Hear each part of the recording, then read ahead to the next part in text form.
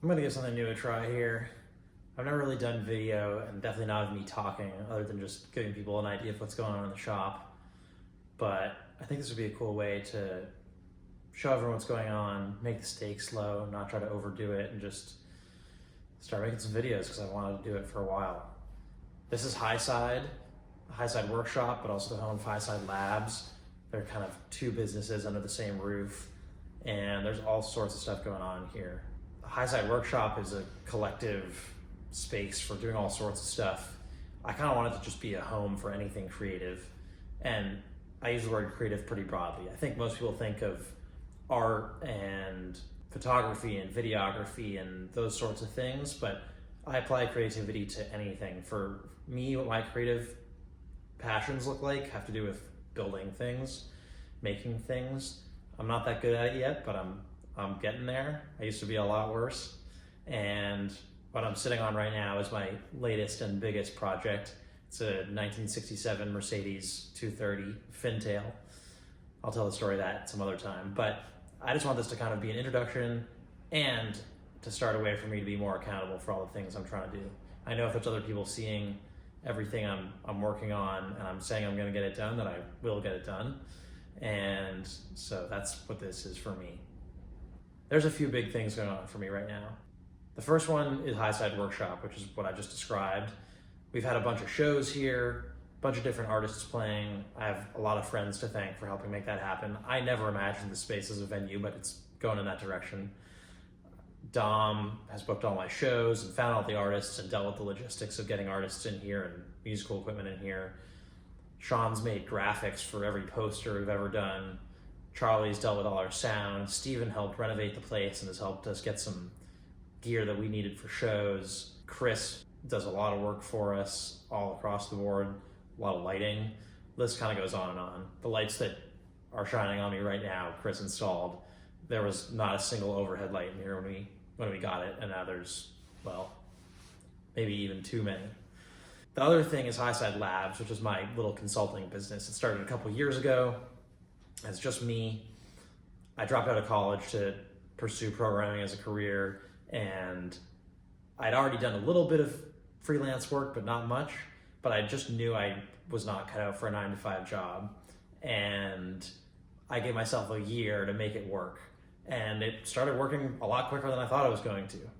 I got a few little clients here and there, worked for some places I'd interned at before, and eventually fell into this very random niche of e-commerce integrations.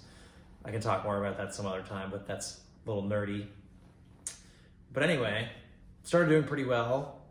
I wrote some blog posts and those kind of did pretty well, and people found me through those.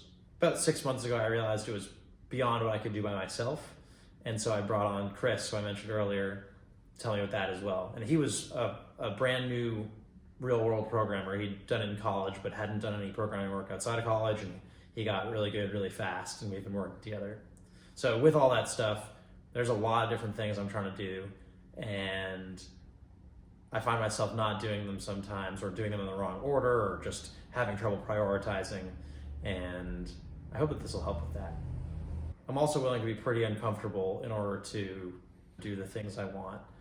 So the reason I'm wearing a massive down jacket right now is because I live in this warehouse, Highside Workshop, and heating this place would be really expensive because there's no insulation. It's just a big cinder block rectangle.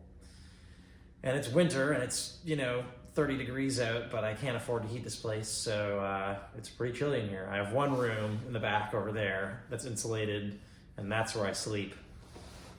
And so that's where I spend most of my time, but all the interesting stuff happens out here. But anyway, that's just kind of an overview of what's going on here. The big specific things I'm trying to do right now, there's probably 3 or 4 of them. One is this bad boy. I really want to make something out of it. I've worked on a lot of motorcycles. I've worked on my 4Runner back there, but I've never done a big project with a lot of fabrication and a lot of major changes. And my big long-term goal with this car is to make it electric, because then it'll be fast and clean and a sleeper, which is my favorite thing ever. I got it pretty recently. The story behind it is actually that I was in Santa Fe with a couple friends, and we were getting lunch and just saw it parked across the street, and I had to go check it out. And as I was checking it out, no for sale sign or anything on it, this woman, Kimmy, walked out and it's like, you can get in it if you want, it's for sale. I was like, oh, I bet this thing's gonna be like 30 grand. So I just sort of humored the idea and got in the car and fell in love with it pretty much immediately and ended up buying it. It was only $3,500. It's the best impulse decision I've ever made. Got it shipped back to New York where Highside is. This is in Bushwick.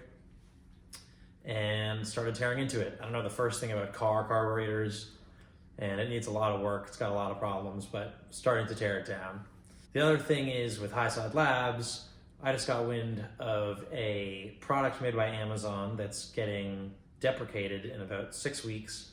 There's a lot of sellers who use it, and they're all going to be totally screwed when it goes away. With me and Chris and my friend Victor as well working on this, we could probably get a functional product out the door that will replace this tool that all these Amazon sellers use before that deadline.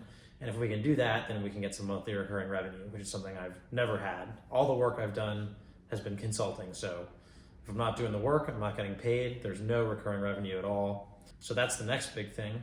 And then the last is that with Highside Workshop, we're trying to make this into a place that people want to be. And the way we're doing that right now is by having shows. On New Year's Eve, we're having our biggest show yet. We're having 3 bands, 2 DJs going for 7 hours, I think, something like that.